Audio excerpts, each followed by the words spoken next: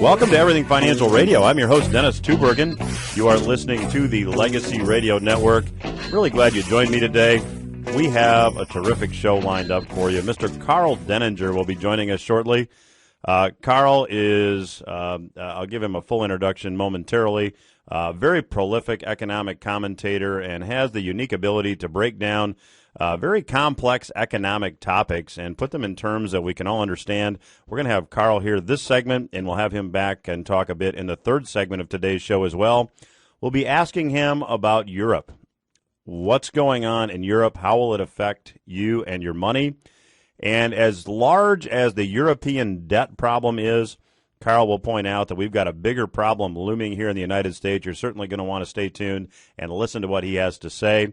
We'll also ask him about the way that the government calculates economic data, in particular unemployment. You know, this past week, as we'll talk about in the next segment, Federal Reserve Chairman Ben Bernanke gave a rather tempered view of what's going on in the economy, saying that don't expect the U.S. unemployment rate to keep dropping. We'll get Karl's take on, is the unemployment rate really what the Bureau of Labor Statistics says, or have they changed the formula enough that it really doesn't make any sense?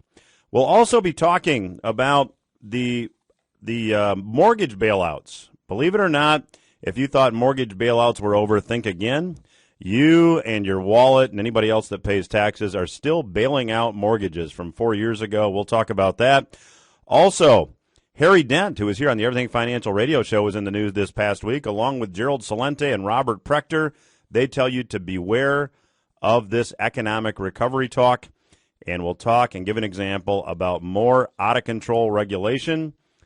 Do you know that some folks that were giving out free water on behalf of a church this past week were issued a citation because they didn't have a sales tax permit? Things are out of control. We'll be talking about that. And we'll be talking about economic winter and the predictable cycles. You'll want to stay tuned for that as well. A lot going on and a great show lined up for you today. Quick reminder, if you have not yet gotten your complimentary copy of our 2012 Market and Economic Outlook Home Study Kit, I would invite you to go get it. You can go to investingapproach.com. 3 parts to the Home Study Kit. There's the Economic Outlook Report. There's a CD containing an interview with analyst and commentator Ian Gordon, who's been a frequent guest here on the Everything Financial Radio Show, as well as my book, Economic Consequences. Again, go to investingapproach.com. Let us know where to send your information. We'll be very glad to do that. Also, brand new round of discovery groups will be out in Alto on March the 8th. We'll be in Norton Shores over by Muskegon on March the 13th, and over at Boulder Creek Golf Club in Belmont on March the 15th. We'll be talking about the economic winter season in which we find ourselves and what it might mean for you and your money. Go, again, to Personal Legacy Seminars, click on the appropriate link, and while space remains, you can register to attend a discovery group it's completely free, it's completely educational. We'd love to have you attend if you've not yet attended. I am very pleased to have back on the Everything Financial Radio Show with me once again today, Mr. Karl Denninger. If you're not familiar with Karl's work, Karl is a prolific commentator on a lot of things, primarily the economy, politics. You may have seen him on television, heard him on other radio shows, and we'll let him give you some information about the blog that he publishes. Very prolific writer. Karl, great to have you on the Everything Financial Radio Show again. Thank you very much for having me. Karl, a lot going on. You haven't really seen Greece since gas prices have gone up. Greece hasn't been in the headlines to the extent that they have been, but give our listeners, from your perspective, an update as to what's going on in Europe. Europe, to just be blunt, is an unholy mess. This morning, we got a very interesting little ditty out of the ISDA. These are the people that so-called determine what goes on with credit default swaps. That having the terms of a contract, which is what a bond is, changed out from under you is not actually a default.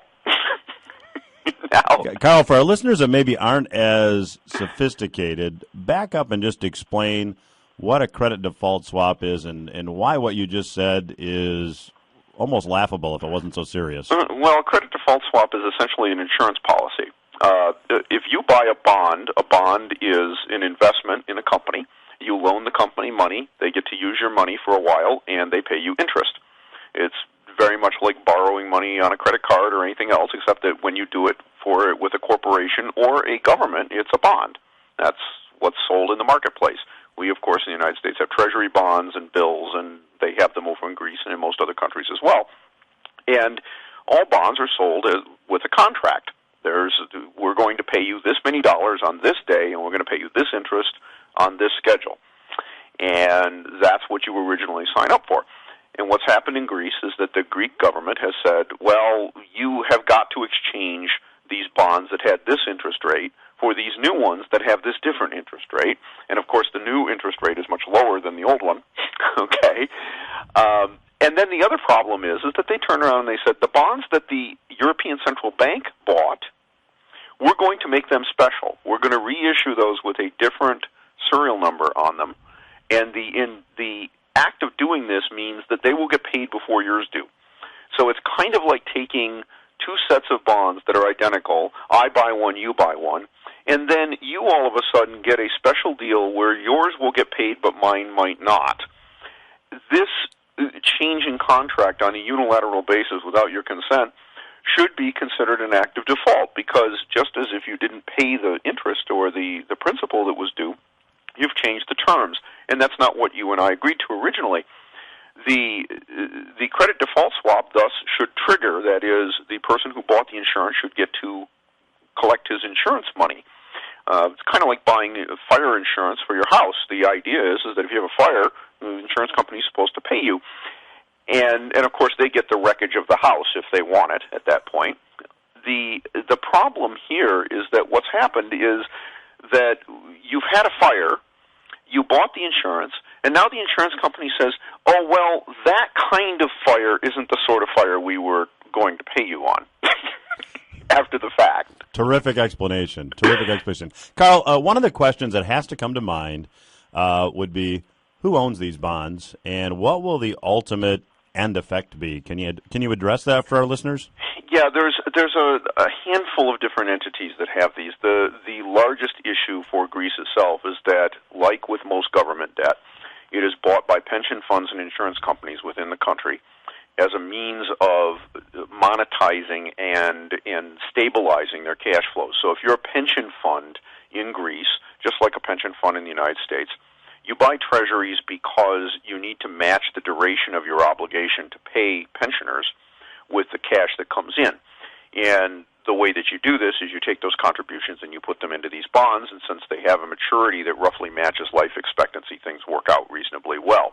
That works up until they don't pay, of course, and then you've got a big problem. The other issue, though, is that we have other entities, including banks and other firms that are outside Greece, that have also bought these things. And in recent times, they've bought them because they had reasonably high interest rates, and they were getting more return than they could get somewhere else.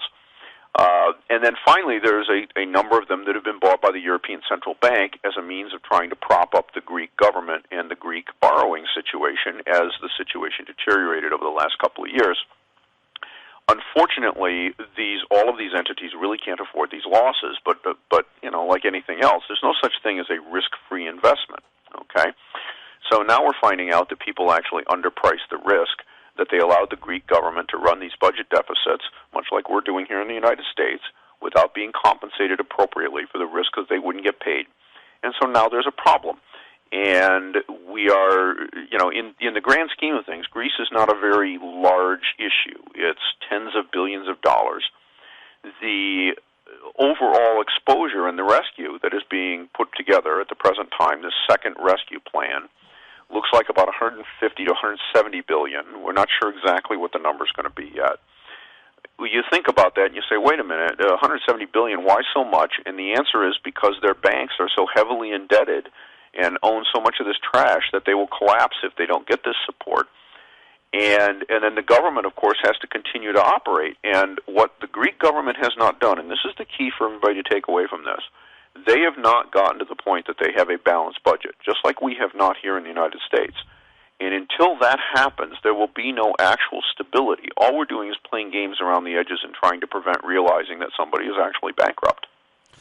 And Karl, we have about a minute and a half left in this segment, but certainly the key point is that, again, this problem is just continuing to get worse. So the prop-up measures, to use that term, just tend to get more extreme.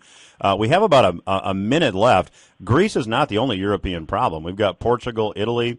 In a minute, we'll pick it up on the other side if you need more time. What would you say the end game will be in Europe? How does all this play out? Well, the issue becomes who is the next one, because if Greece gets away with this, with paying essentially half or less of the money that they owe, then why should Portugal, Spain, or Italy pay all of the money that they owe? And it is the next one, the dominoes that start to fall, that cause the potential collapse of the economy and the banking system, both within Europe and here in the United States. And that's the danger. That's what we're facing here over the next year or 2 years. We will pick up our conversation with Mr. Karl Denninger later in the program. Again, if you're just joining us, this is the Everything Financial Radio Show on the Legacy Radio Network. If you would like to get our Market and Economic Outlook Home Study Kit, you can do so by going to investingapproach.com. That's investingapproach.com. We will continue our conversation with Mr. Karl Denninger when Everything Financial Radio returns. Stay with us.